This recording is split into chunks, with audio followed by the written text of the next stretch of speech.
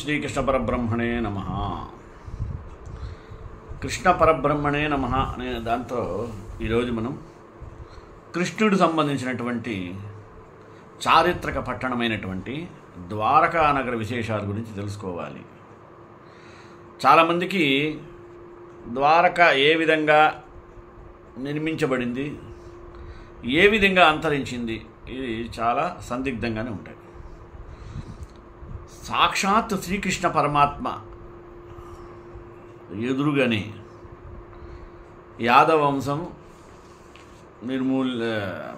పూర్తిగా కనుమరుగైపోవడం, ఆయన మరియు తన సోదరుడైన బలరాముడు మొదలైన వాళ్ళందరూ కూడా చనిపోయిన తరువాత, అంటే మరణించిన తరువాత వాళ్ళకి అర్జునుడు మరి ఉత్తర క్రియలు చేయడం ఇవన్నీ చాలా విశేషాలతో మనం సంతరించుకున్నటువంటిది ఈరోజు చెప్పబోయేటువంటి ద్వారకా నగరము అనేటువంటి అంశం. మొదటిగా ప్రార్థన. కృష్ణాయ వాసుదేవాయ దేవకీనందనాయ చ నందగోపకుమారాయ గోవిందాయ నమో నమః. వేదవ్యాస మహర్షి సంస్కృత భాషలో వ్రాసిన మహాభారతం అనేటువంటి కావ్యంలో ద్వారకా నగరాన్ని ఆయన ద్వారావతిగా పిలిచాడు. ఈ నగరానికి అనేక ద్వారాలు ఉండటం వలన దీనికి ద్వారకా అని పేరు వచ్చిందని ఒక నానుడి. సంస్కృత భాషలో ద్వారం అంటే వాకిలి అని అర్థం. కనుక రెండు కారణ నామాలు ఈ నగరానికి చక్కగా వర్తిస్తాయి. అనార్త సామ్రాజ్యాధీశులైనటువంటి యాదవులకు ద్వారక రాజధాని. గుజరాత్ రాష్ట్రంలో పశ్చిమ తీరాన ఉన్న ఈ నగరం సముద్ర జలాల వలన ముంచివేయబడింది. సంస్కృత మహాభారత కావ్యం ప్రకారం ఈ నగరం కురుక్షేత్ర యుద్ధం జరిగిన 16 సంవత్సరముల తరువాత సముద్ర గర్భంలో కలిసిపోయిందట. మగధరాజైనటువంటి జరాసంధుడి దండయాత్రల నుండి ప్రజలను సురక్షితంగా కాపాడటానికి శూర సామ్రాజ్యానికి చెందిన యదు ప్రముఖులు సముద్ర గర్భంలో ఉన్నటువంటి ద్వీపాల సమూహాలను ఎంచుకొని ఈ నగర నిర్మాణ కార్యక్రమాన్ని చేపట్టి పూర్తి చేసి ప్రజలను శూరసేన సామ్రాజ్యపు రాజధాని మధుర నుండి ద్వారకకు తరలించారు. ఈ ప్రదేశం అనర్త సామ్రాజ్యంలో ఒక భాగం. ద్వారకా నగరాన్ని సామ్రాజ్యము అనే కంటే సంయుక్త రాజ్య సమాహారం అనడం ఎంతైనా సమంజసమే. అంధకులు, వృష్టులు, భోజులు ఈ రాజ్య సమూహంలోని అంతర్భాగాలు. ద్వారకను పాలించిన యాదవులు దశరాస్, మాధవులు అని కూడా పిలువబడతారు. ద్వారకలోని అనేకమైనటువంటి యాదవ ప్రముఖుల్లో ముఖ్యమైన వాళ్ళు ఎవరయ్యా? వాసుదేవ, కృష్ణ, బలరామ, సాత్యకి, కృతవర్మ, ఉద్ధవ, అక్రూర, ఉగ్రసేనాది వాళ్ళు మొదలైన వారు. ద్వారకకు కుశస్థలి అని కూడా నామకరణం, మరొక నామం ఉంది. కుశస్థలి అనబడే ద్వారకా నగరం వాసుదేవ కృష్ణుడి చేత జరాసంధుడి యుద్ధాల బారి నుండి ప్రజలను కాపాడే నిమిత్తం నిర్మించబడింది. యాదవులు మధుర నుండి ద్వారకకు సురక్షితంగా తరలించబడ్డారు.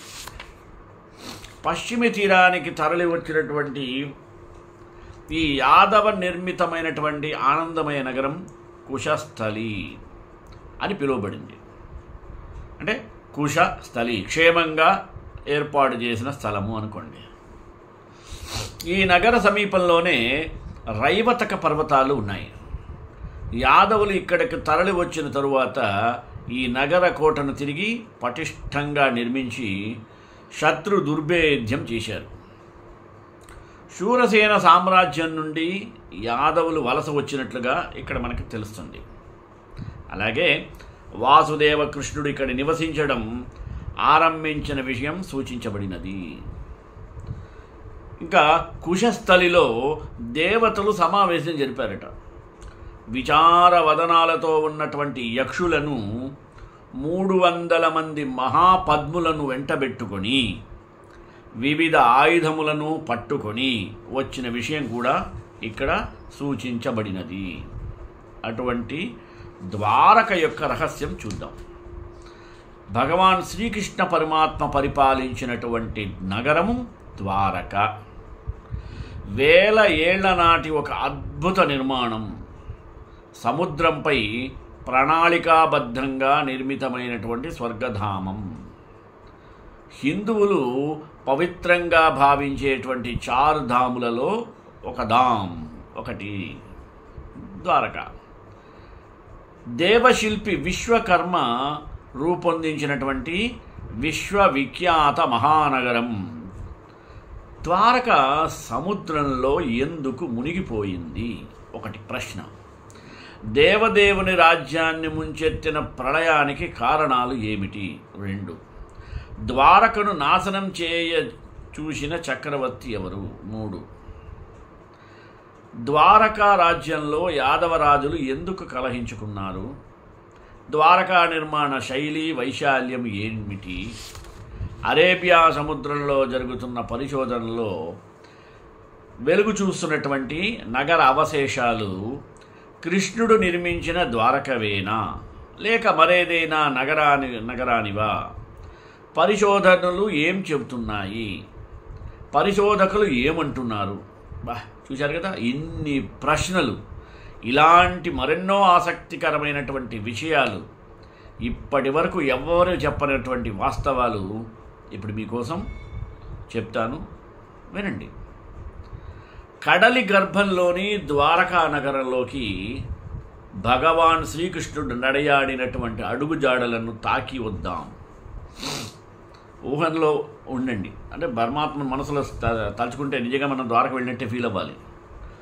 ద్వారకను నిర్వర్తించాలనే వాదనకు బలపరుస్తూ స్వర్ణ నిర్మిత సర్వధామం కీర్తిని ప్రపంచానికి చాటి చెబుదాం. అసలు ద్వారక సముద్రంలో మునగడం గురించి చూద్దాం. ద్వారకా నగరం మునిగిపోతుంది అని గుర్తించినటువంటి గురించిన వర్ణన మహాభారతంలో 16వ పర్వమైన మౌసల పర్వంలో మనకి వర్ణించబడి ఉంటుంది.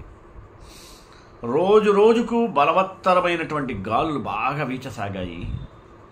కుండలు మురుణ్మయ పాత్రలు అకారణంగా పగలసాగాయి.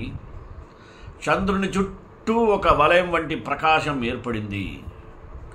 చతుర్దశిలో గ్రహణం ఏర్పడింది. మహాభారత యుద్ధ సమయంలో కూడా గ్రహణం ఏర్పడినట్లు ఊహించబడుతుంది. కురుక్షేత్ర యుద్ధము జరిగి 36 సంవత్సరాలు ఆరంభమైంది. ఈ సూచనలను గ్రహించినటువంటి శ్రీకృష్ణుడు ఏం చేశాడు తెలుసా? యాదవులను సమావేశపరిచాడు. అందరినీ పవిత్ర సముద్ర స్నానం చేయడానికి వెళ్ళమని ఆదేశించాడు. యాదవులందరూ సకుటుంబంగా ప్రభాస తీర్థానికి వెళ్ళి అక్కడ తాత్కాలిక నివాసాలను ఏర్పరచుకున్నారు. విస్తారమైనటువంటి ఆహార పదార్థాలు, మత్తు పానీయాలను తీసుకువెళ్ళారు. బ్రాహ్మణ సంతర్పణ కొరకు తయారు చేసిన ఆహారాన్ని కోతులకు పెట్టారు. యాదవ వీరులు మత్తు పానీయాలు తాగి బాగా మత్తెక్కి ఉన్నారు.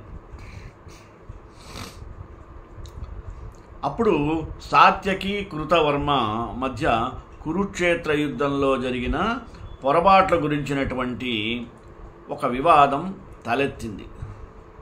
ఎవరి మధ్య?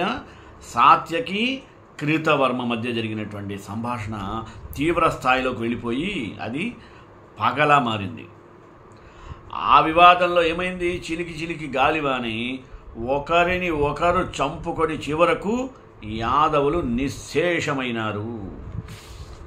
కృష్ణుని ఆదేశానుసారం ద్వారకకు వచ్చినటువంటి అర్జునుడు అక్కడ ప్రముఖులకు ద్వారక ఇక 7 రోజుల్లో మునిగిపోతుంది అని చెప్పాట. తర్వాత శ్రీకృష్ణుడి యొక్క మనవడైనటువంటి వజ్రుడు ఇంద్రప్రస్థానికి రాజయ్యాడు.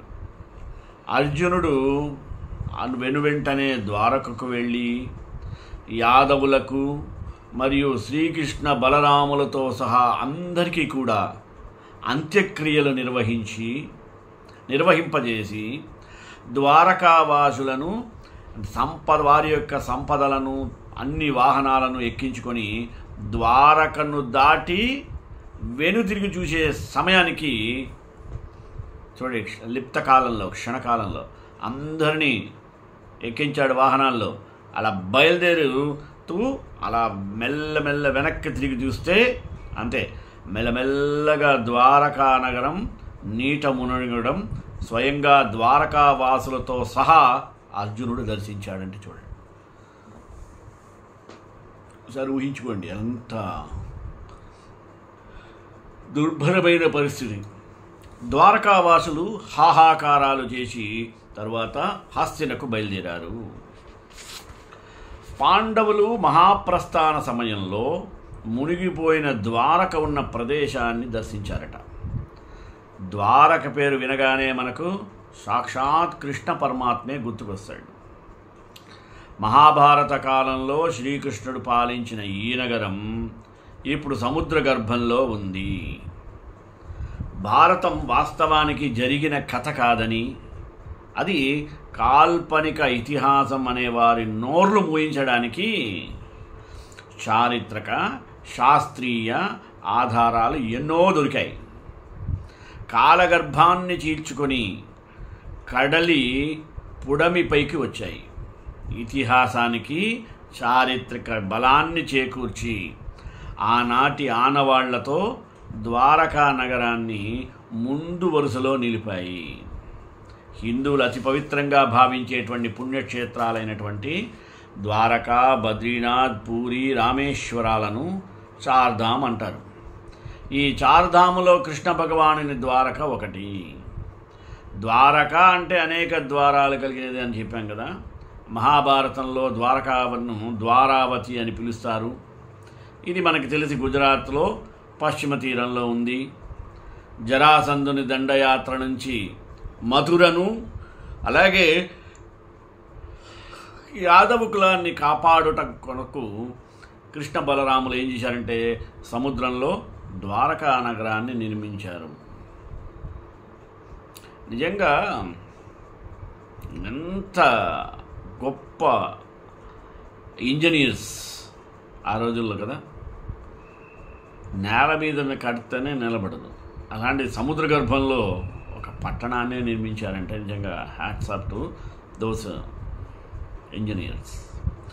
కృష్ణ పరమాత్మ సాగరంలో నగరం నిర్మించుకునేందుకు సముద్రాన్ని భూమి అడుగుతాడు. గోమతీ నది సముద్రంలో సంగమించేటువంటి పరిసర తీరంలో సముద్రంలో నుంచి భూమి అలా ఉబికి వచ్చి కృష్ణుడు నగరం నిర్మించుకునేందుకు అనుకూలంగా కొన్ని ద్వీపాలు ఏర్పడ్డాయని మనకు పురాణాల ద్వారా తెలుసు. అంటే భగవత్ సంకల్పంతో సముద్ర గర్భంలో నుంచి భూమి రావడం, దాన్ని ద్వారకగా మలచటం భగవంతుని లీలలు. పైగా ఎవరు? సాక్షాత్ శ్రీకృష్ణ పరమాత్మ. ఆయనవడు కృష్ణస్తు భగవాన్ స్వయం. మరి ఆయనకి ఇవన్నీ వెనతో పెట్టిన విద్య. గోవర్ధనగిరిని ఆట ఒక చిటికిన వెళ్తూ ఎత్తిన ఆయనకి ఇవేమి చెప్పండి. సరే, ఆ రోజుల్లో ద్వారకా నగరం ఎలా ఉండేది, పాలన ఎలా సాగేది ఓసారి చూద్దాం. ద్వారకా నగరం సంయుక్త రాజ్య సమాహారంగా ఉండేందని పురాణాలు చెబుతున్నాయి. అంధకులు, వృష్ణులు, భోజులు వీళ్ళంతా యాదవ వంశాలకు చెందినటువంటి వారు. వీరంతా సంయుక్త రాజ్య సమూహానికి పాలకులుగా ఉండేవారు. ద్వారకను పాలించిన యాదవులను దశరాస్ అని పిలిచేవారు. కృష్ణ, బలరామ, సాత్యకి, కృతవర్మ, ఉద్ధవ, అక్రూర, ఉగ్రసేనుడు వీళ్ళందరూ ద్వారకలో నివసించిన యాదవ ప్రముఖుల్లో ముఖ్యులైన వారు వీళ్ళు. గోమతీ నదీ తీరంలో ప్రణాళికాబద్ధంగా ద్వారకా నగరాన్ని నిర్మించారు. నిర్వహణ సౌలభ్యం కోసం నగరాన్ని 6 విభాగాలుగా విభజించారు. వెడల్పైన రాజమార్గాలు, పొడవైన రహదారులు, నివాస ప్రదేశాలు, వ్యాపార సముదాయాలు, వాణిజ్య కూడళ్ళు, సంతలు, గురుకులాలు, రాజభవనాలు, ఉద్యానవనాలు, స్నాన కొలనులు, శత్రు దుర్భేద్యమైనటువంటి కోటలు, ఇంకెన్నో ఎన్నో ప్రజోపయోగ ప్రదేశాలతో ద్వారకా నగరము నిర్మించబడినది. క్రీస్తుకు 1000 ఏళ్ల పూర్వమే ద్వారకకు అధునాతనమైనటువంటి శాస్త్ర సాంకేతిక పరిజ్ఞానంతో నిర్మించారు. ఆ రోజుల్లోనే ద్వారకలో 10 లక్షల మంది జనాభా ఉండేవారు. అప్పుడున్న ప్రపంచ జనాభా ప్రకారం ద్వారక విశ్వనగరంగా అభివృద్ధి చెందిందని చెప్పుకోవచ్చు. రాజ్యసభ నిర్వహించే మండపం పేరును సుధర్మ సభగా పిలిచేవారట. సముద్రుడి ఒడిలో ఓలలాడినటువంటి సాగర తీర నగరం కురుక్షేత్ర యుద్ధం జరిగిన 36 సంవత్సరాల తరువాత సముద్రంలో కలిసిపోయిందని వ్యాస మహర్షి రాసిన మహాభారతం ద్వారా మనకు తెలియజేయబడుతుంది. జరాసంధుని బారి నుంచి తన వారిని కాపాడుకునేందుకు కృష్ణుడు భూమండలానికి దూరంగా సముద్రంలో నగరాన్ని నిర్మించుకొని భీమునితో జరాసంధుణ్ణి అంతం చేయించాడు. కానీ శత్రు పరంపర శ్రీకృష్ణుని వెంటాడటం మాత్రం ఆగనే లేదు. శిశుపాలుడు ద్వారకపై దండెత్తాడు. ఎలాగోలా అతన్ని కూడా సంహరించాడు కృష్ణుడు. శిశుపాలుని రూపంలో మళ్ళీ ద్వారకపై దండెత్తాడు సాళ్వుడు. శిశుపాలుడు శ్రీకృష్ణుని మేనత కొడుకు. సాళ్వుడు శిశుపాలుని యొక్క సోదరుడని కొందరు, మిత్రుడని మరికొందరు చెప్తారు. యథార్థం దేవుడికి. కృష్ణుడు శిశుపాలుని చంపినందుకు ప్రతీకారంగా సాళ్వుడు ద్వారకను నాశనం చేస్తానని, కృష్ణుని సంహరిస్తానని, ఆకాశ మార్గన్న యుద్ధం చేస్తాడని చెబుతారు. సాళ్వుడు గ్రహాంతర వాసులతో సంబంధాలు కలిగి వారి యొక్క సాంకేతిక సహాయంలో విమానాల ద్వారా ద్వారకపై యుద్ధం చేశాడని పురాణాలు చెబుతున్నాయి. ఇప్పటికీ అంతు చిక్కని ఆధునిక టెక్నాలజీ కలిగిన విమానాలను, క్షిపణులను సాళ్వుడు ఉపయోగించినట్టు చెప్పుకోవడం చాలా ఆశ్చర్యకరం కదా. కృష్ణుడు సాళ్వుణ్ణి సంహరించాక ద్వారకకు పొంచి ఉన్న శత్రుపీడ పోయింది అనుకుంటాడు. కానీ ద్వారక వినాశనానికి శాపాలు, పాపాల రూపంలో ద్వారకను చుట్టుముట్టాయట. అందుకని దీనికి ఏమంటారంటే స్వర్ణ నిర్మిత స్వర్గధామం కీర్తిని ప్రపంచానికి చాటి చెప్పుదాం. అంటే గాంధారి శ్రీకృష్ణుడికి శాపం పెడుతుంది. ఆమె శాపం కారణంగానే ద్వారక మునిగిపోయిందని కొందరు నమ్ముతారు. ఎట్లంటే కురుక్షేత్ర యుద్ధం ముగిశాక ధృతరాష్ట్రుని, గాంధారిని పరామర్శించేందుకు వెళతాడు శ్రీకృష్ణ పరమాత్మ. అప్పుడు గాంధారి కృష్ణుడితో అంటుంది, కృష్ణ, యుద్ధం ఆపగలిగే శక్తి సామర్థ్యాలు కలిగి ఉండి కూడా ఎందుకు యుద్ధాన్ని ఆపలేదు? నువ్వు యుద్ధాన్ని ఆపితే నా 100 మంది కుమారులు బ్రతికుండేవాళ్ళ కదా అని అంటుంది. పుత్రశోకం తప్పేది కదా అని అంటుంది. ధృతరాష్ట్రుడు గత జన్మలో 100 హంస పిల్లలను సంహరించాడట. చూడండి, అప్పుడు తల్లి హంస ధృతరాష్ట్రుడికి శాపం పెడుతూ, నీదికి రానున్న జన్మలో అంధుడిగా పుడతావు, దుర్మార్గులైనటువంటి 100 మంది కుమారులను కంటావు, వాళ్ళందరూ నీ కళ్ళ ముందే నీ బిడ్డలను కోల్పోవడాన్ని నువ్వు చూస్తావు అని శపించిందట. అందుకే అలా జరిగింది అంటాడు శ్రీకృష్ణ పరమాత్మ గాంధారితో. గత జన్మలో ధృతరాష్ట్రుడు తప్పు చేశాడు, శిక్షకు అర్హుడు. మరి ఏ తప్పు చేయని నేనెందుకు శిక్ష అనుభవించాలి కృష్ణ? ఉద్దేశ్యపూర్వకంగానే కురుక్షేత్రాన్ని ఆపకుండా నాకు పుత్రశోకం పెట్టావు. నువ్వు చూస్తుండగానే నీ యాదవ కులం సర్వనాశనం అవుతుందని శపించింది గాంధారి. గాంధారి దుష్టులకు తల్లి కావచ్చు, కానీ ఆమె మహాసాధ్వీమణి. ఆమె శాపం నెరవేరి తీరుతుందని కృష్ణుడికి తెలుసు. కురుక్షేత్ర యుద్ధం ముగిసిన 3 దశాబ్దాల తరువాత, అంటే 36 సంవత్సరాల తరువాత గాంధారి శాపం పనిచేయడం మొదలుపెట్టిందట.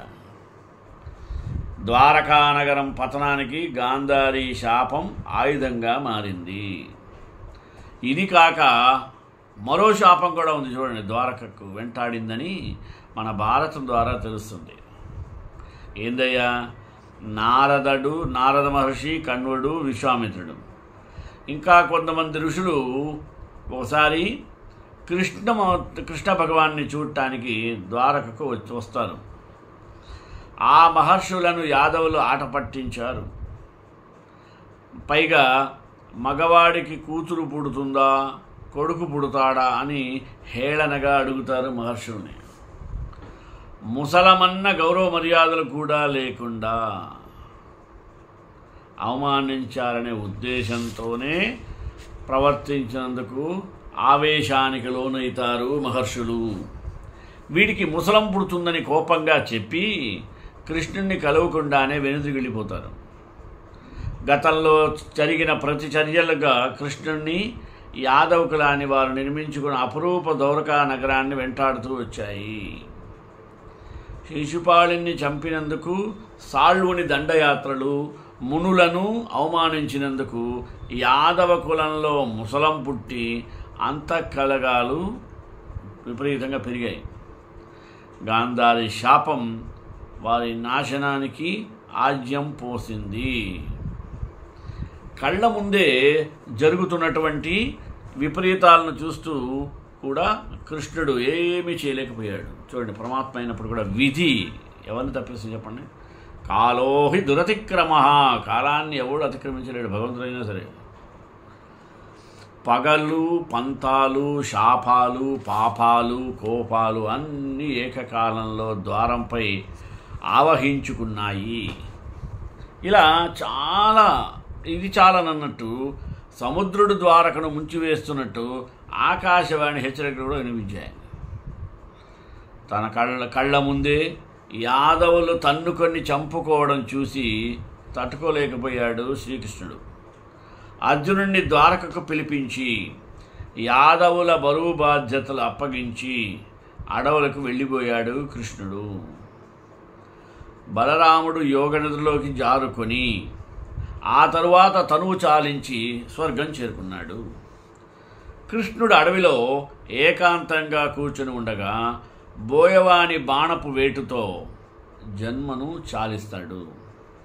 రామాయణ కాలంలో రాముని యొక్క చేతిలో చనిపోయినటువంటి వాలి మహాభారత కాలంలో బోయవానిగా పుట్టిన వాలి తనను చంపినందుకు కృష్ణుడిగా పుట్టి రాముణ్ణి సంహరించినందుకు వంతు తీర్చుకున్నాడని కొన్ని పురాణాల ద్వారా మనకు తెలియబడుతున్నది.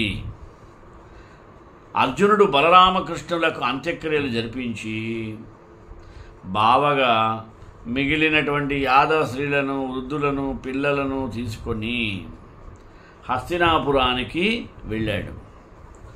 అర్జునుడు చూస్తుండగానే ఆకాశం గర్జించింది.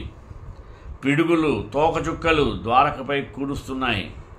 సముద్రం ఘోషిస్తూ ఉగ్రరూపం దాల్చి ఉప్పెనగా మారిపోయి ద్వారకను తనలో కలుపుకుందట. ద్వారకాధీశుడి అన్ని ఏకకాలంలో ఈ ఆలయాన్ని జగన్మందిరం అని కూడా పిలుస్తారు. ఈ ఆలయ ప్రధాన దైవం శ్రీకృష్ణుడు. జ్యోతిర్లింగాల్లో ఒకటైనటువంటి నాగేశ్వరలింగం ద్వారకాపురి సమీపంలోనే ఉంది కదా. ద్వారకలో శంకరాచార్యుడు ద్వారకాపీఠాన్ని స్థాపించారు. కాలగర్భంలో కలిసి సముద్ర గర్భంలో నిలిచిపోయిన ద్వారక ఉన్నతిని, కీర్తిని పెంచడానికి యావజ్జాతి నిరంతరం కృషి చేస్తూనే ఉంది. 1983 నుంచి ద్వారకపై పరిశోధనలు ప్రారంభమయ్యాయి. 1983 నుంచి 86 వరకు గుజరాత్ సముద్ర తీరంలో జరిగిన పరిశోధనలో ఆసక్తికరమైన విషయాలు బయటపడ్డాయట. దీనికి సంబంధించి గుజరాత్లోని జామ్నగర్ సముద్ర తీరంలో అనేక ఆనవాళ్లు ఉన్నాయి. అరేబియా సముద్రంలో కనుగొన్నటువంటి ద్వారక పురాణాల్లో వినిపించిన ద్వారక ఒకేలా ఉన్నాయి. హిందువులు పరమ పవిత్రంగా పూజించేటువంటి ద్వారక సముద్రంలో బయటపడిందని తెలియగానే యావత్ ప్రపంచం హిందువులు సంతోషంతో పొంగిపోయారు. ఇట్లాంటి అనేకములైనటువంటి విశేషాలు వింతలు మనం చూశాము. ద్వారకా నగరం క్రీస్తు పూర్వం సముద్రంలో మునిగిపోయినట్లు చరిత్రకారులు చెబుతున్నారు. అయితే ప్రముఖ పురాతత్వ శాస్త్రవేత్త అంటే ఆర్కియాలజిస్ట్ డాక్టర్ ఎస్ఆర్ రావు ఆధ్వర్యంలో జరిగినటువంటి పరిశోధనల ప్రకారం ద్వారకా నగరం క్రీస్తు పూర్వం 31-50 ఏళ్ల క్రిందటిదని నిర్ధారించాడు. ద్వాపర యుగంలో శ్రీకృష్ణుడు విశ్వకర్మ సాయంతో నిర్మించిన ద్వారకగా భావించారు. అది మరి గుజరాత్ తీర నుంచి 20 కిలోమీటర్ దూరంలో సముద్ర గర్భంలో 40 మీటర్ లోతులలో సుమారు 9 చదరపు కిలోమీటర్ వైశాల్యంలో ఈ చారిత్రక నగరం విస్తరించి ఉన్నట్లుగా పరిశోధనల్లో బయటపడింది. క్రమబద్ధమైన నిర్మాణాలను, సంబంధించిన రాతి కట్టడాలను, ఫోటోలను ప్రపంచానికి చూపించారు.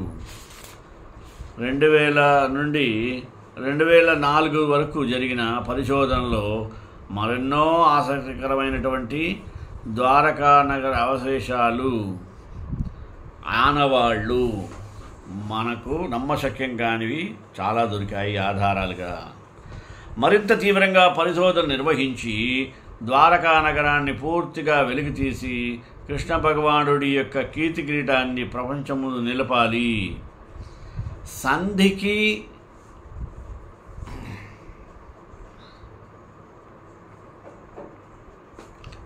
సరే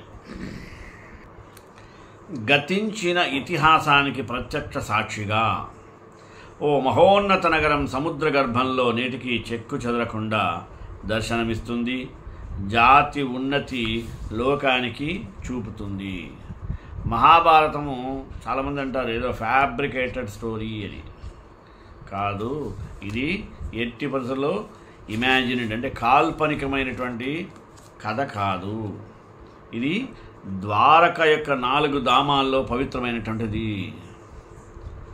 మహాభారతంలో ఈ విషయాలు చాలా వరకు నిరూపించబడ్డాయి. అటువంటి ద్వారకా నగరం యొక్క ఆనవాళ్లు ద్వారకకు మూగ సాక్ష్యాలుగా నిలిచిపోయాయి. ఇప్పుడు దీని చరిత్ర హిందువులు అతి పవిత్రంగా భావించే 4 ధామాల్లో ఒక ద్వారక అన్నాం కదా.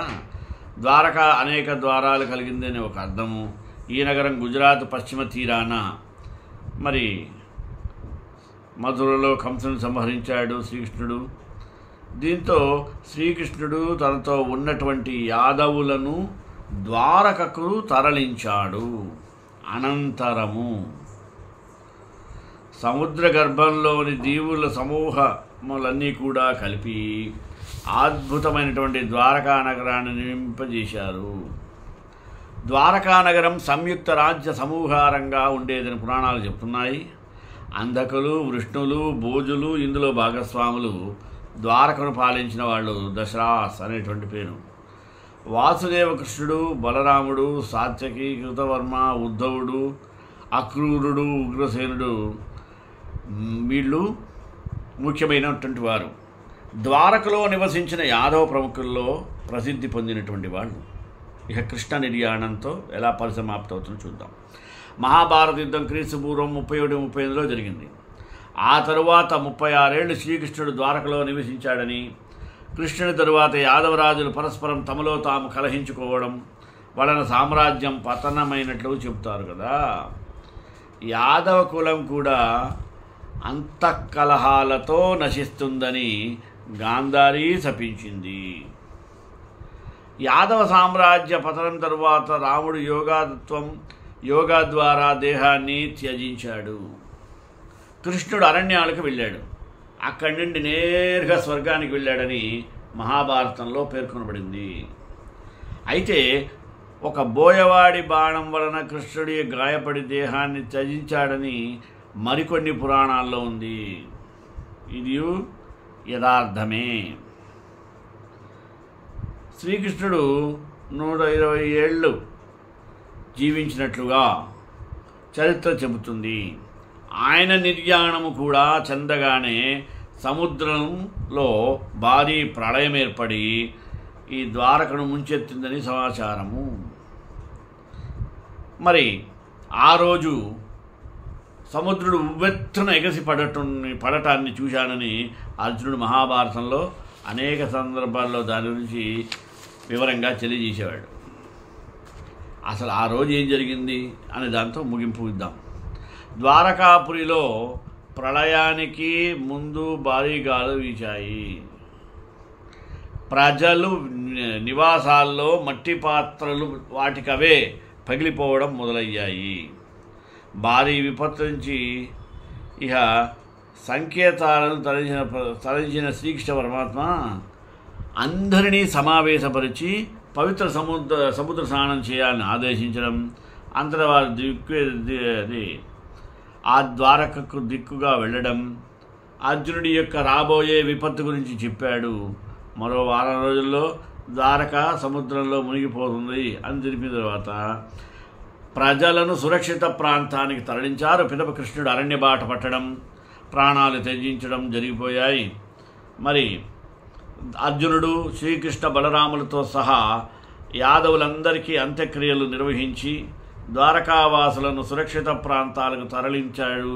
వారంతా నగరాన్ని దాటగానే సముద్రుడు ఉగ్రరూపం దాల్చాడు. ఉవ్వెత్తున ఎగసిపడుతూ క్షణాల్లో ద్వారకా నగరాన్ని ముంచెత్తుతున్నటువంటి ఆ విషయాలన్నీ కూడా మనం ద్వారకా ప్రజలు అర్జునుడి కళ్ళ ముందే జరిగినట్లుగా తెలియజేస్తూ శ్రీకాంతాయ కళ్యాణ నిదేంద్రాం శ్రీ వెంకటనివాసాయ శ్రీనివాసాయ మంగళం మంగళాచార్య పురోగమై సర్వేశ పూర్వరాచార్యాస్తు మంగళం.